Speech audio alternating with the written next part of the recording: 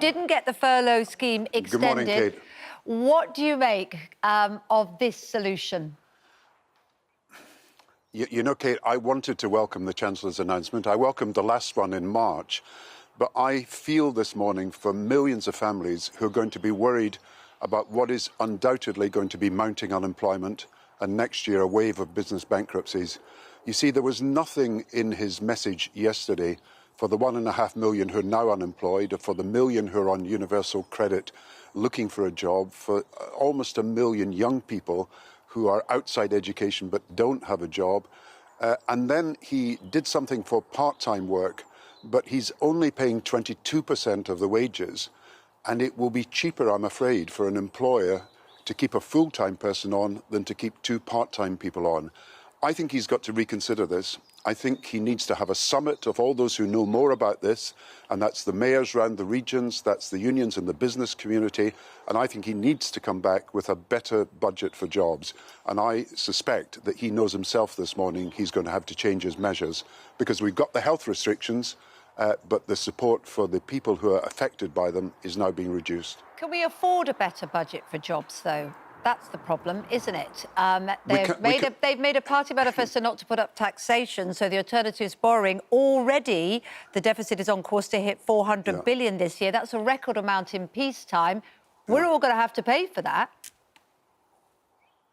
Yeah, I know we've got these new figures this morning about 2 trillion of debt, but, you know, can he afford not to? Because look at the costs if you have 3 million or more unemployed.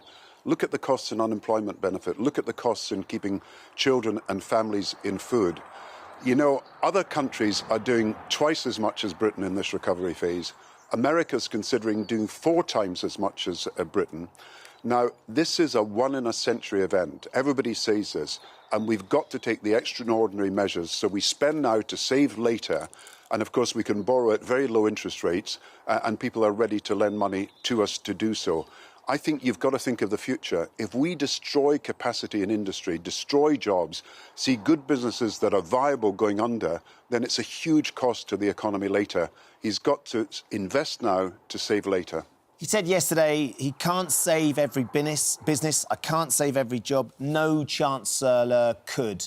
Do you disagree with him, Gordon? I'm not talking about every business because, of course, sadly, there has to be casualties and there will be casualties, there already are. But do you disagree with his outlook? Do you think it's as bleak as he's suggesting? Well, we formed the Alliance for Full Employment with the mayors right around the country, the First Minister of Wales and so on, because we know from the experience of the 1980s that if unemployment starts rising, then demand for goods and services falls, the high streets fall away even further, then you have another wave of unemployment and business bankruptcies as a result. He's got to think of the future, that there are new jobs we have to find a way of helping create.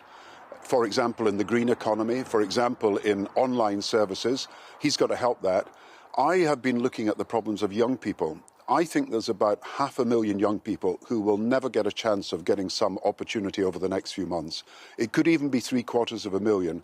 Now, these are young people starting off, and what happened in the 1980s scarred people for a generation. We can't allow this to happen, particularly when we know that this is caused by a health pandemic. It's not caused by something that is fundamental to the economy. It's fundamental to the health response. That, you know, I've always said it had to be better. We should be testing millions of people, not thousands of people. We've got to identify the disease and the carriers of it earlier.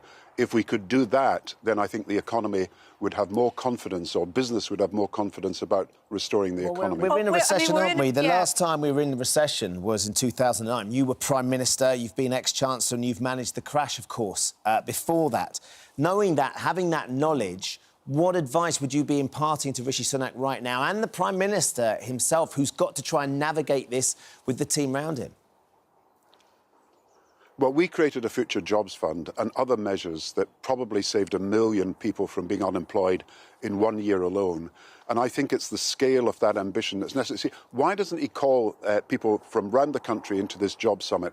You know, I've been looking at these vacancies that are in existence at the moment. You know, 2,900 applied for a warehouse job in Northumberland, 2,500 for a factory job in Sunderland, 1,500 for an admin job in Coventry, 15,000 for 10 jobs in Birmingham. Now, assembly work. Now, that is the yearning for jobs and our inability to provide them. We've got to do something, not just to save existing jobs, but we've got to do something that helps create new jobs. He did stand there, didn't he? And he really did has stand to there, have Gordon, a more comprehensive budget. He did stand there with the TUC on one side, you know, CB on the other side, and you can't do everything. You know, as Ben said, the last time we were in session, 2009, you were Prime Minister, Chancellor before that. It's a huge responsibility, isn't it, being in those jobs, knowing you're protecting people's livelihoods and millions of jobs, and there must be a moment when you realise you can't save everyone, or did you never feel that? Well, I felt in 2009 that we could stop unemployment rising, so it was around 7%. Now people feel it's going to rise to 10 or 11%. Now, I think that's unnecessary. Unemployment is not inevitable. It's the decisions that we make to do something about it. So let's listen to what people are saying about what jobs could be created. Companies that are struggling, that perhaps need more loans to be able to keep going. Perhaps we should convert that into equity taken by the regional growth funds. And at the same time, we have to get these young people into work. And that is not as expensive, of course, as keeping a very seasoned worker in jobs. And I think we've got to do more than the Kickstart scheme at the moment. When I look at these figures of people chasing a single job, thousands chasing one job, I know we've got to do something about it. And of course, if it's a one-in-a-century event, you've got to say, we've got to take action now to prevent worse damage later. It being a one-in-a-century event, one of the reasons we are outside, and it's a beautiful backdrop where you are in Queensferry, is, of course, up in Scotland, there are different rules to there are down here in England. We could be inside, or our crew could be inside with you in England, because we have the rule of 6 and there's not that many. Yeah. Obviously, we can't do that where you are in Scotland. Are you sort of frustrated, Gordon, that there isn't a collective response to this from all of the devolved governments, whereby it's the same rules around the country rather than the disparity? If you're going to solve the problem of unemployment or testing, you really have to work together. I think people want the governments of all the different parts of the United Kingdom to cooperate more intensively to get things done. You can't solve youth unemployment without working together. You can't solve the problem of testing. There's a new saliva test coming on stream at some point, which will allow us to test millions of people. It's got to be a joint exercise. There's no doubt about it. But of course, in Scotland today, we've got students returning to university who are being told that they've got to be in quarantine. And I have a great deal of sympathy for them, because when I went to university first, I spent the first few months in hospital, in and out of hospital. So I missed my Freshers' Week and I missed the first few months. And I feel even now that that was something that I regret greatly. And I hope we can do something to have increased testing. You can then preempt some of the infections by having testing early and doing sample testing. And then we might be in a position to get the economy back to work, as well as to get students back to their normal course of studies. It was Nicola Sturgeon's interpretation of the situation that means you are outside, as Ben said, whereas if you were in England, we would be able to talk to you inside. It's not so cold today, Kate. Well, that helps, doesn't it? It's not so cold today. But how do you think her handling of the coronavirus has been in Scotland versus Boris Johnson elsewhere? Well, I think in most cases they've done roughly the same things.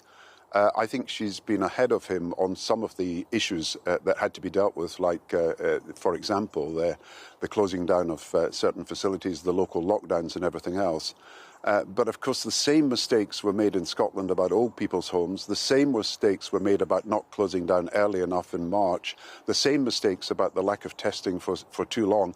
And I think there are lessons to learn, but, you know, they should be learning them together. I'm so shocked that they're not talking at all for most of the time and have the occasional conversation. And it's the same with the First Minister of Wales. I've talked to him. He's got a lot to offer. And so have the mayors around the regions. I've talked to every one of them. I've talked to the unions and businesses in the last few days, because we've got this alliance for full employment. And we can learn from each other by working more closely together. And I think the conflict is not good for us. I think we need cooperation. Yeah, one of the things we learned from Keir Starmer back in January was when he said that he felt the SNP would have a mandate for an independence vote if they won next year's elections. He stood by that this week. Do you agree with Keir Starmer's stance on this? I think that's slightly misinterpreting what he said. What he said, not now. There should not be a referendum now.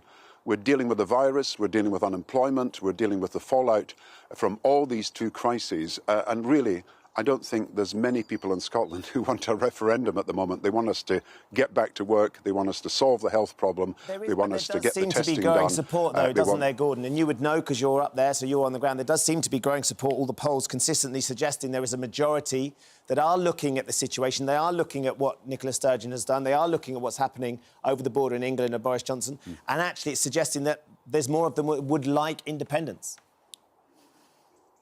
Yeah, I mean, everybody around the country is frustrated and looking for change at the moment. They're not happy with the situation in any part of the United Kingdom.